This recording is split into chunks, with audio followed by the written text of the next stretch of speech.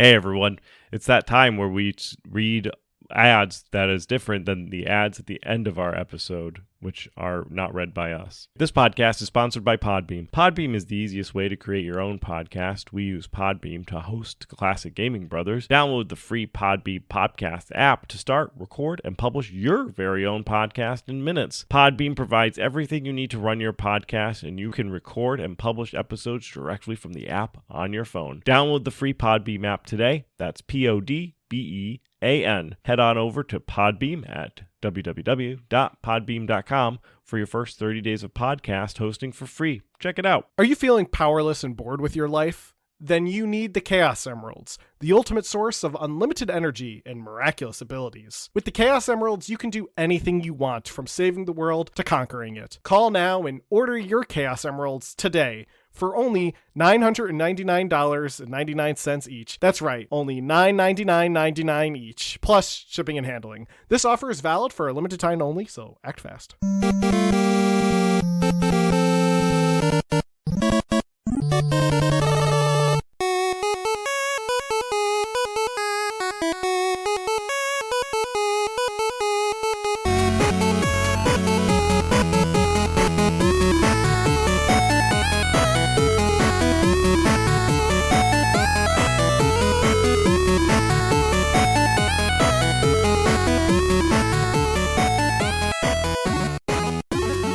Hey everybody, welcome to another episode of Classic Gaming Brothers. I'm Zach. And I'm Seth. And we are the Classic Gaming Brothers. That's right, we are the Classic Gaming Brothers. That's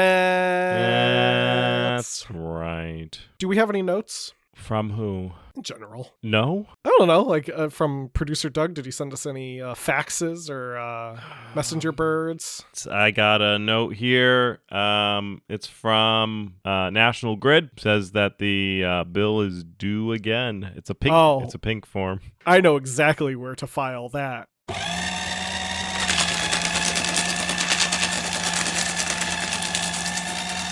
And let's see. Notes from producer Doug. He needs some more cigars. Oh yeah, you can respond to that and say we have plenty in the cigar room. He's staring at you. You can reply to him yourself. I'm scared of him. Oh, okay. Well, he heard you since he monitors the mics. Anyway, Seth, what have you been recently playing? So recently I've been playing a game. I think I've talked about this before on the podcast.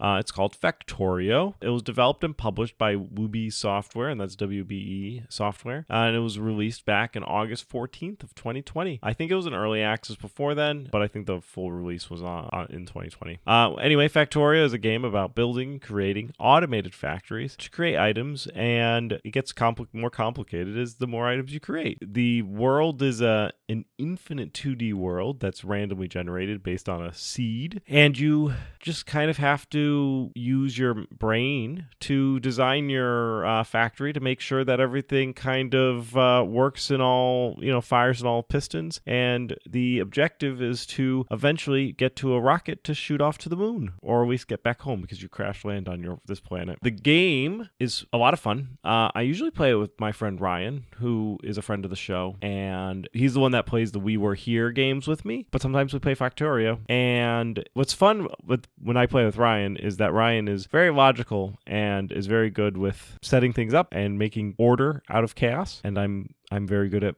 the chaos. So when I play by myself, which is what I'm doing right now, it's just chaos. And I'm surprised that things get to the factories on time. And things constantly run out. I have to fix things, build paths, redo paths, and you use like these moving paths. It's kind of like if you've played Satisfactory, except not 3D. And if you're wondering what Satisfactory is, it's kind of like Factorio, except 3D. It's one of those brain thinking puzzle games that uses logics. You can actually build pretty complex devices in it. I think you can even build like computer type situation. It's kind of like Minecraft, where they have like logic gates, and whenever you introduce like logic gates and stuff like that, you can generally then recreate computers, because that's all computers are, just logic gates. So there is the ability to like really truly automate your factory. I am just happy that I have a train and it shows up on time and vaguely does what it's supposed to do, which is get oil and water from 2 different sources. And then I'm able to create batteries. I haven't decided what I'm doing with those batteries, but I made a bunch of them, and I don't know if it's necessarily a great use of my resources, but that's how life is. Sometimes you just need to make a bunch of batteries. But yeah, it's Factorio. It's a great little game, and I recommend it fully. I play it on my Steam Deck too, along with playing on my computer. I prefer playing it on the computer, but it's certainly playable on my Steam Deck, and I can install it and play it, so I can play Factorio wherever I desire, which is great.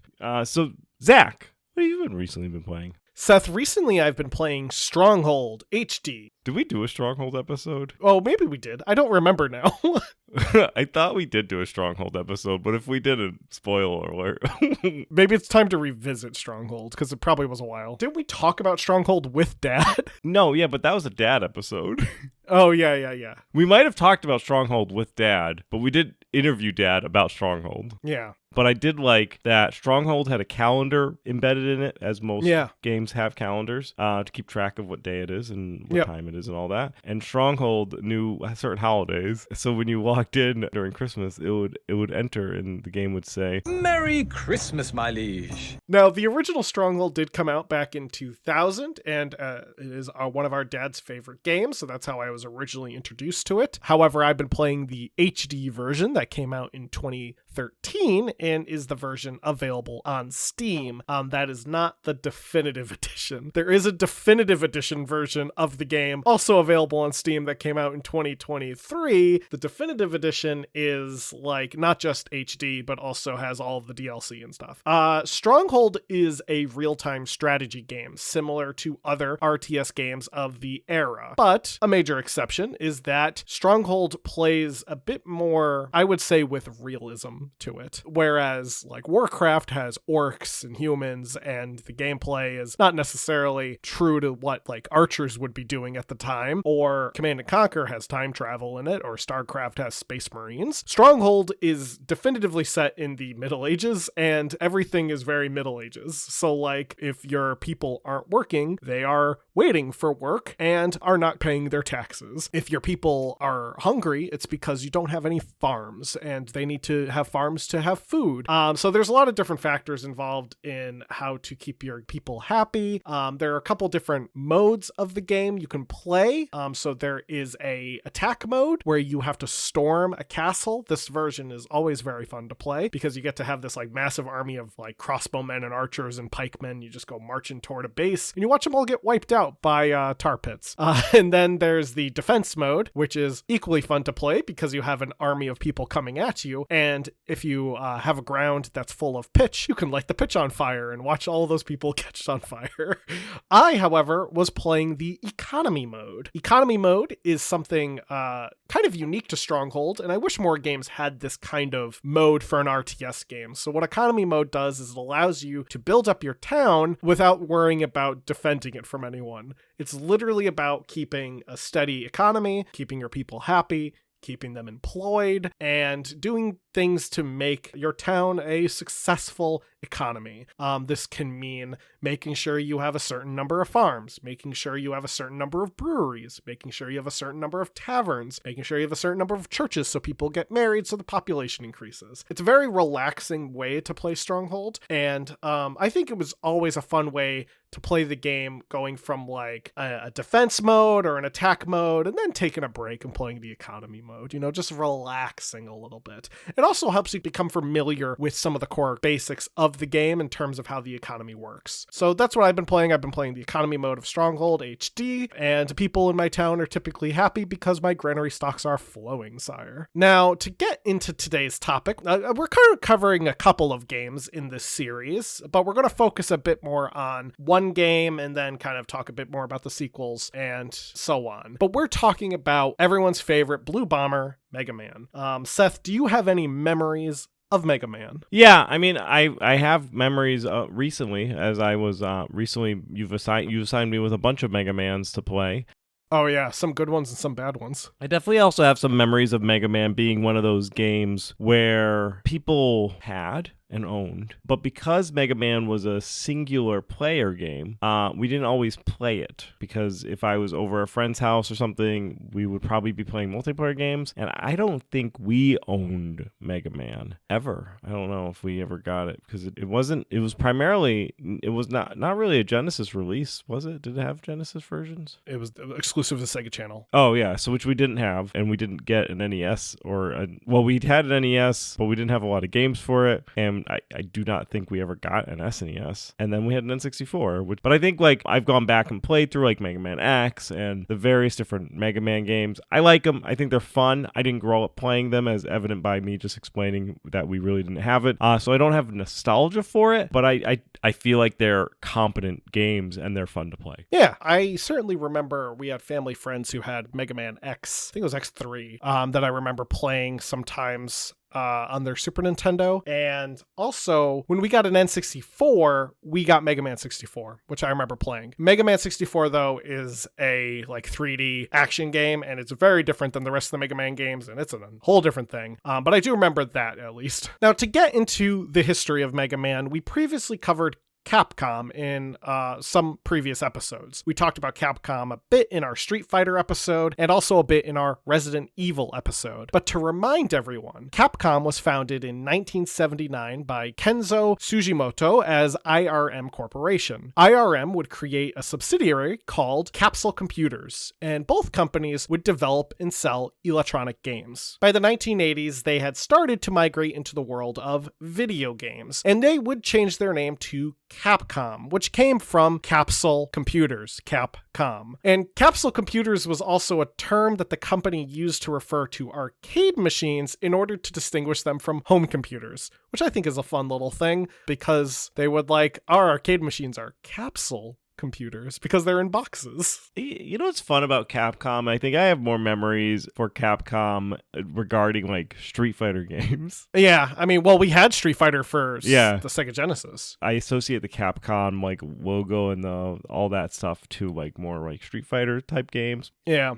Now, through the 1980s, Capcom was primarily focused on arcade titles like 1942, Ghosts and Goblins, and Commando, all great games. They were also bringing these games over to the home console, and thus they had tapped into the home video game market. Capcom, however, did not want to be boxed into doing this routine. They didn't want to be putting out an arcade game and then porting it. They wanted to do something original, something unique to them for the NES. At the time, Capcom had recently hired the artist Keiji Inafune, who had just finished college, to help them with their fighting game, Street Fighter. Inafune was later moved to work on a new project with a team of 6 other people, which was going to be called Rockman. Now, Rockman was intended to be a character similar to Astro Boy, and the series shares a lot of similarities to Astro Boy. And at this time, Astro Boy was pretty popular. And the series shares a lot of similarities to Astro Boy in terms of the characters and storylines.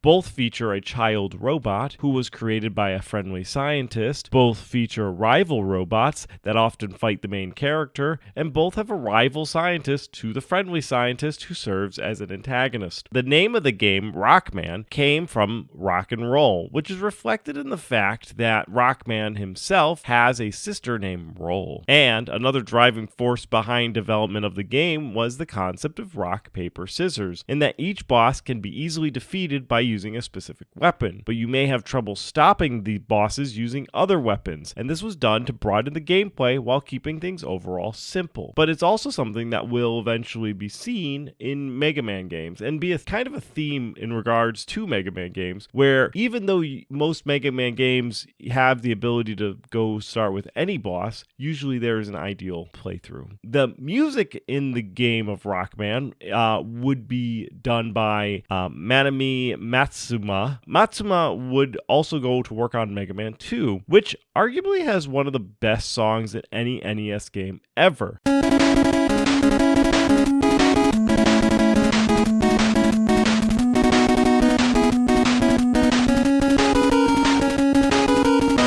Nice, that's a good song. Inafune would come up with the game's characters, enemies, box art, and logo, and also be responsible for the pixel art in the game. Just a lot of design there. The US, however, would not initially get to see his original box art because the version we got is bad. Instead of an anime-like robot boy, the American box art features a somewhat realistic man wearing a blue and yellow suit and holding a handgun. So the Japanese release looks like a cartoon. It's got like this cartoony box. It's fun. It's got Rockman, who would eventually become Mega Man, in the middle of all of the other bad guys. There's like Scissor Man and all sorts of fun cartoon pictures. The American box art is just like cursed looking. It looks like AI generated it. It really like it looks like cursed AI generated it. It is bad. Yeah, no, it's ugly and it's terrible. And Mega Man consistently had bad artwork for a while in North America. To be honest, though, I wouldn't be able to draw what was drawn for the North American release. However, in that same vein, I don't sell myself as someone who could draw what the American release was. Man, I feel like, though, when you look at the art for the American release, they definitely like contacted an artist and were like, can you draw us a guy in a blue suit who shoots bad guys? And that person was like, absolutely. And then drew that, gave it to Capcom, and Capcom said, print it. It was literally, they typed in the AI prompter. Yeah. That basic description. Yeah. Blue man shoots bad robots.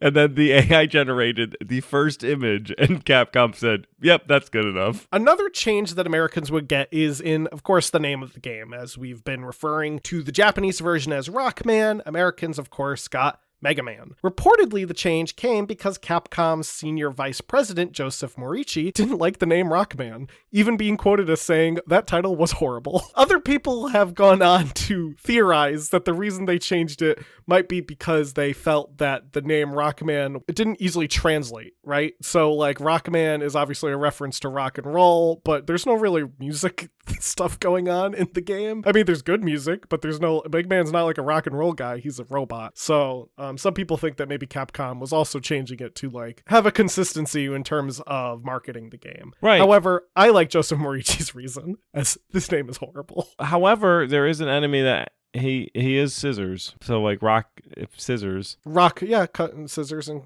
paper. Is there a there's Paperman. There's not a Paperman though. So There's it's literally Paperboy. just yeah, but he's not in this game. And if he No. was, but yeah, so like it would make sense if like I don't know if there was like a Paperman or something, and then they could have done the rock paper scissors type of play on it. Rockman / Mega Man would release in December of 1987 in Japan, and North America and Europe also the same year. A sequel, Mega Man 2, would quickly follow in 1988. Reportedly, the sequel was contentiously developed at Capcom, as the producer, Takoro Fujiwara, did not want to make a second game. In order to get the game developed, the director, Roy Ozaki, went to the Capcom vice president and said, "Can I make this game?" And the vice president said, "Yes." So even though the producer did not want to make the game, they still made the game. And from then, it was approved, and they got to work on it. Yeah, and I think it should be noted that, and I think we'll talk about this in the numbers part, Mega Man was a well-received game, but it didn't sell well. To the point where the people who had to work on Mega Man 2 had to do it as like a part-time thing. They had to also do other projects. They couldn't just work on Mega Man 2. They had no... Capcom kind of wanted to get it done, but they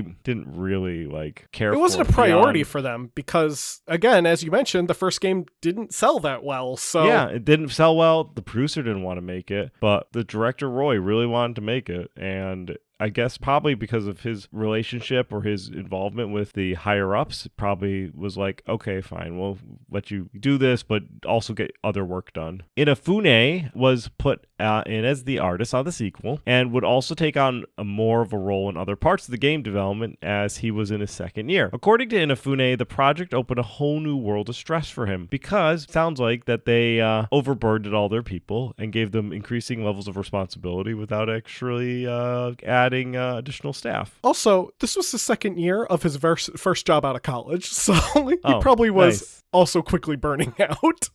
That's fair. There was cut content from the first game, like certain enemies and traps, were just brought into the second game, which makes making life easy because you could just grab the stuff that we didn't do the first time and just do it the second time. Another way to come up with ideas was Capcom was getting fans of the first game to send in submissions for bosses, and they received 8,370 suggestions, and they would go through those suggestions to get down to 8. I would love to see if they got suggestions nowadays. We're making a new Mega Man game. Please give us boss suggestions. 10 million. Can you think about this for a second? They got 8 out of 8,370. I bet you they didn't throw out all the rest of those, and they probably kept them in a filing cabinet. And as we'll talk about, Mega Man had a buttload of sequels, so they probably just walked over to that filing cabinet and were like, yes, Buttsman will be the next person that Mega Man fights. Would love to know, out of 8,370 suggestions, I'm hoping, and they probably were mailed in, how many paper copies were dick jokes? I hope most of them. We got 8,370 suggestions, and 8,000 of them are inappropriate. That would reinforce my faith in humanity if that was the case. Yeah, now, me too. Mega Man 2 would go on to release September 28th, 1988. It would also go on to be a massive hit, and really, Mega Man 2 was what really helped pave the way for future games. Mega Man 3 coming out in 1990, Mega Man 4 in 1991, Mega Man 5 in 1992, and Mega Man 6 in 1993. All on the NES. Yeah. They saturated the NES with Mega Man games. So if you are like, I want to play Mega Man, but I really don't particularly like the NES. I want to play it on the SNES. You have to go to Mega Man 7 to play a Mega Man game when it would finally go from NES to SNES. Mega Man 7 would go on to release on the SNES in 1995. The next game, Mega Man 8, would jump from the SNES to the PlayStation 1 and the Sega Saturn, and it would also feature FMV animated sequences that are hilariously poorly dubbed. I don't know where this energy came from, but you cannot let it fall into Dr. Wily's hands. You must recover all the energy immediately, Mega Man. But where is Dr. Wily? That's a good question. We may be able to locate another energy emission from the radar room. When we find that meteor, we'll find Dr. Wily. But so you have like one game on the SNES. At this time, all the rest are on the NES or the Sega Saturn and PlayStation 1. Now, in terms of the plot of Mega Man, I'll talk about the plot of Mega Man 1. To be honest, most of the plots of the other Mega Man games follow the similar plot structure. Mega Man is set in the year 20XX, which is a clever way of Capcom saying it's in the near future, but we don't want to tell you the date. In this time, robots are everywhere, being frequently used in homes and businesses. A majority of robots are designed by the kind and gentle Dr. Thomas Light. When robots begin attacking people, however, Dr. Light believes that the attacks are being orchestrated by his old rival, Dr. Albert Wily. Light converts his robot helper, Rock, into a combat robot and sends him off to fight Dr. Wily's robot masters, Cutman, Gutsman, Iceman, Bombman, Fireman, and Elecman. Oh man, Bomb Man. Let's talk about Bomb Man real quick. All these other guys, they have like their name implies their power. So like Cutman, he has literally scissors on his head, which arguably I think out of most of them, probably up there top tier for crappy power that you got attached to. Because then you have like Iceman, who's like shooting ice, and Fireman shooting fire. Electman is shooting electoral ballots, electricity. Gutsman, I don't know. I don't even want to think about what he's doing. But then you have Bomb Man. I'm guessing his power is that he explodes. No, he chucks bombs. Oh, he chucks bombs. I thought he just exploded and be like, man, I've got one power. I can only use it once. I gotta use it. And then he just explodes, and Mega Man's like, I wasn't even in the room. Yep, and it's like, boop, boop, boop, boop. You beat Bomb Man. And Mega Man's like, I don't want that power. A fun thing to note about Dr. Light and Dr. Wily is that Dr. Light, his name is Thomas Light, and that is a reference likely to Thomas Edison. And Dr. Wily, Albert Wily, is kind of a reference to Albert Einstein. And for some reason, they made Thomas Edison's character the really nice one, which I think is hilarious. That's wrong. Yeah. I mean, at the end of the day, if anyone's confused about history, Thomas Edison is an asshole. Right. Which, funny enough, the American version of the plot kind of catches on to. The American version has it so that Dr. Wily is Dr. Light's former assistant, and they both created Mega Man. However, after creating Mega Man, Dr. Light takes all the credit, and Dr. Wily gets jealous, and then he turns the Robot Masters onto everyone else. That is more accurate. That's something that Thomas Edison would definitely have done, is take credit for other people's work. Now, the sequels would expand on these these plots, with Mega Man going against even more robot masters, and they would also start introducing other characters, such as Mega Man's robot dog, Rush. And the character of Roll starts becoming more of a central character in the later games. Mega Man, and pretty much all of the Mega Man games, are platformers. Arguably very difficult platformers, at least the original NES versions, and then even some of the other games that come out have some difficulty curve. You play as the titular Mega Man, and you fight through various robots to get to a specific boss known as the Robot Master. After you defeat the boss, you gain that boss's ability, which can be used in the rest of the game, though you have limited ammunition. Some bosses, as mentioned, are more weak to certain weapons. The game can also be played in a non-linear fashion. When you start the game, you'll have like a selection screen of all the faces of the different Robot Masters, and you pick the one you want to fight. Once you do that, you enter their stage. It's centric to that particular Robot Master. You play through it, you fight the Robot Master, you get the ability, you go to the next. This does allow, though, for the game to be played in some creative ways, as you can kind of cater your playthrough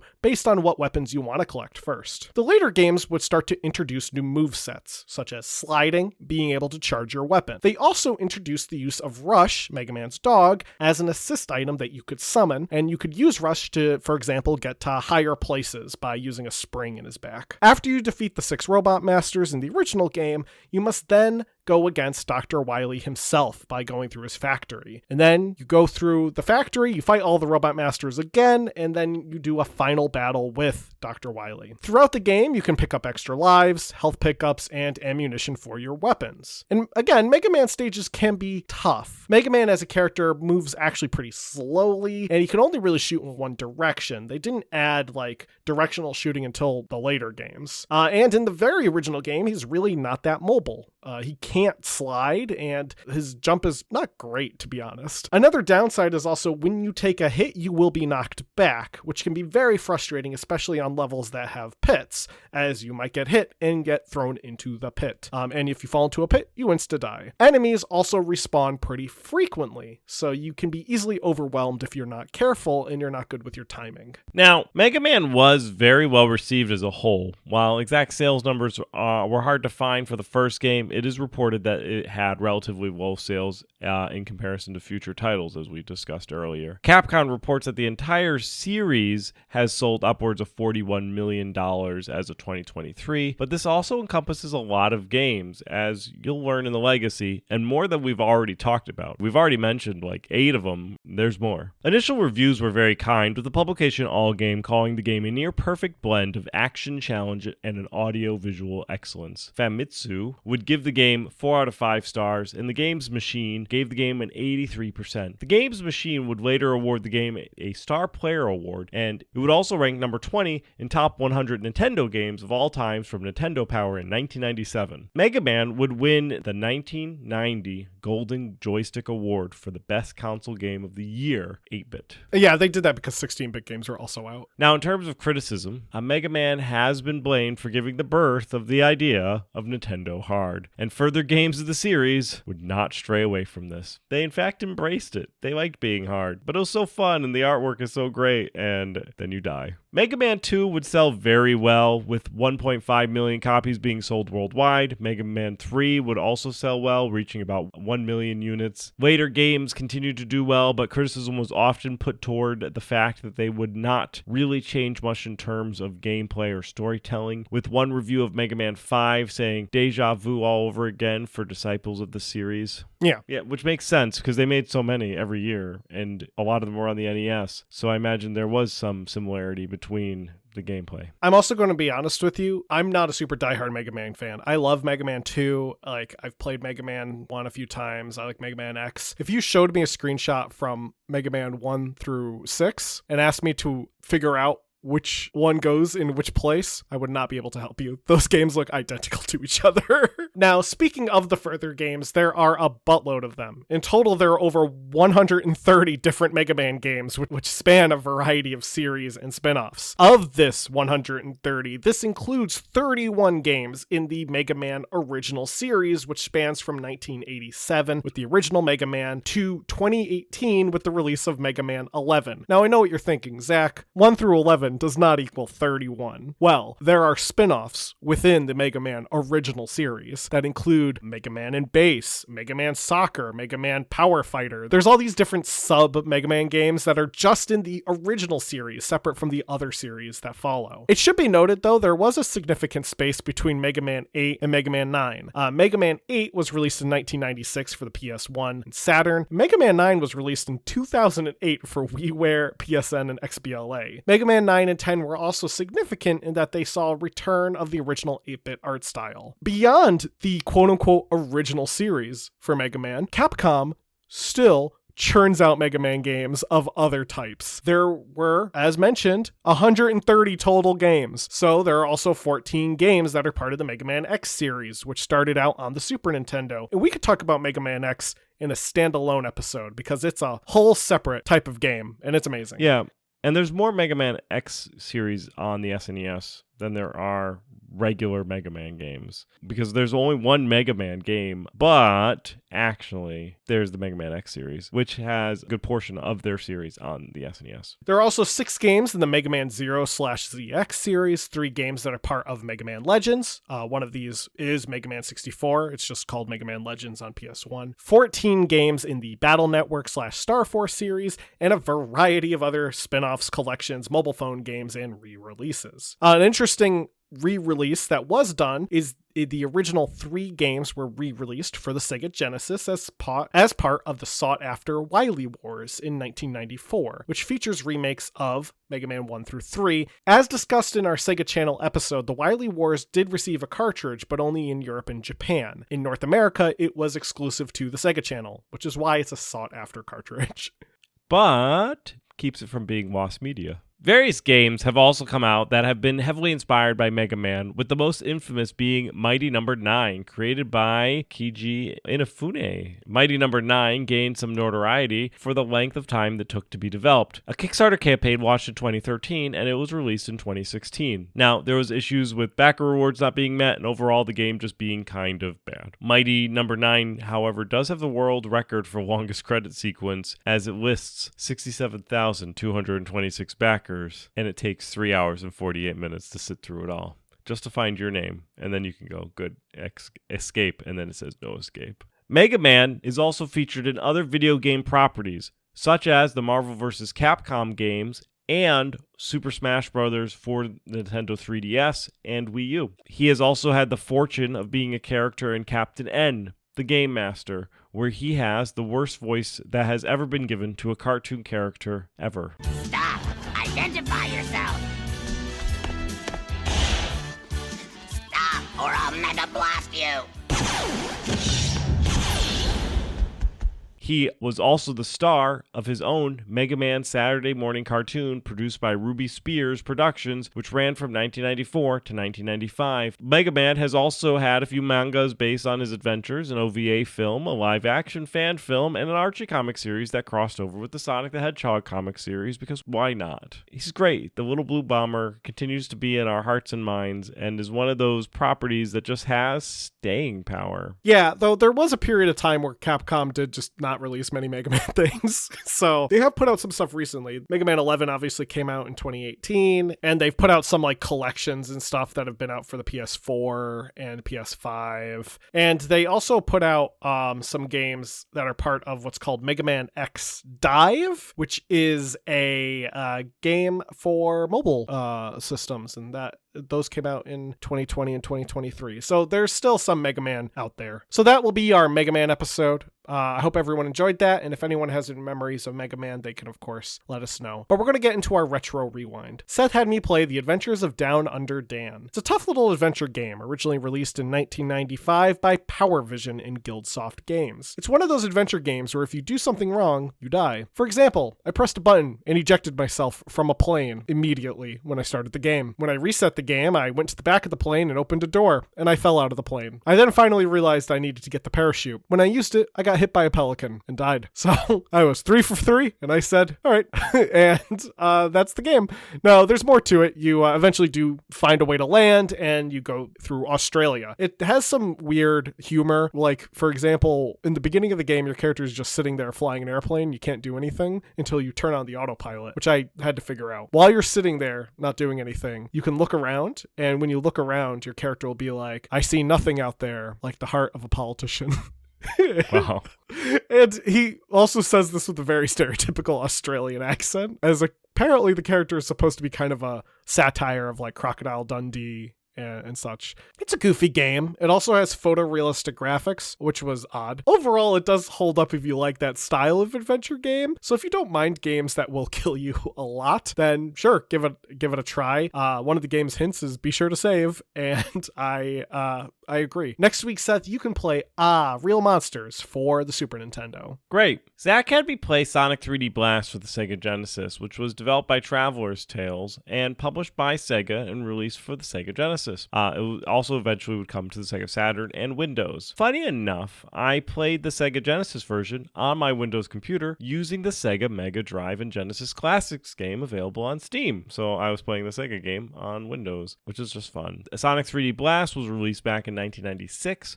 You play as Sonic the Hedgehog, and you have to go around and save Flickies, who have been turned into robots, and then you take said Flickies and save them, and eventually defeat Dr. Robotnik. The game is similar-ish to other Sonic-type games with the fast movement and jumping on enemies, but instead of side-scrolling, the game it's in a 2D isometric with pre-rendered 3D models that are converted into sprites. The game looks 3D, however, and says that it's 3D. However, the game doesn't actually use 3D assets. Interestingly enough, the company, Traveler's Tales, who developed this game, just finished up wrapping up with developing another game that used similar style graphics, Toy Story for the Sega Genesis. And they were stoked about the new generation of games. Since they're pushing the hardware of the Sega Genesis with Toy Story, they really wanted to develop something for the Saturn and the PlayStation, and Sega came to them and they said, all right, we're super excited that you're coming with us. What do you have for us to do? We really want to make something for the Saturn. And Sega said, oh no, we want you to make a game, but not for the Saturn. We want you to make a game for the Genesis. And they were very disappointed. And then Sega said, oh, it's going to be Sonic the Hedgehog though. And Traveler's Tale says, well, we'll make an exception for him.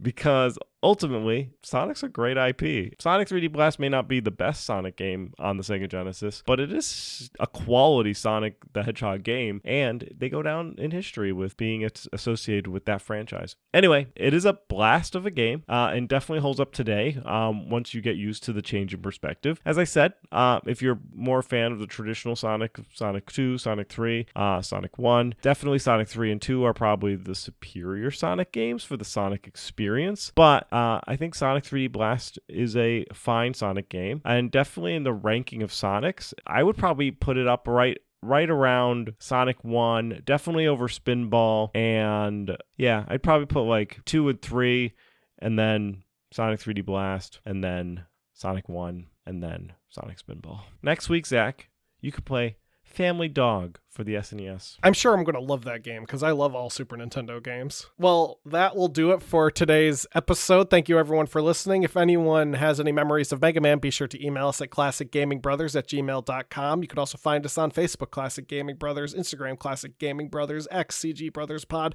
Blue Sky, CG Brothers Pod. We're also on Threads, Classic Gaming Brothers. We're available wherever podcasts can be found. For example, Podbean. Check us out on Podbean. Podbean's great. And with that, Seth, am I forgetting anything? Don't play games like my brother. And don't play games like my brother. I've been Seth. And I've been Zach. And we've been the Classic Gaming Brothers. That's right.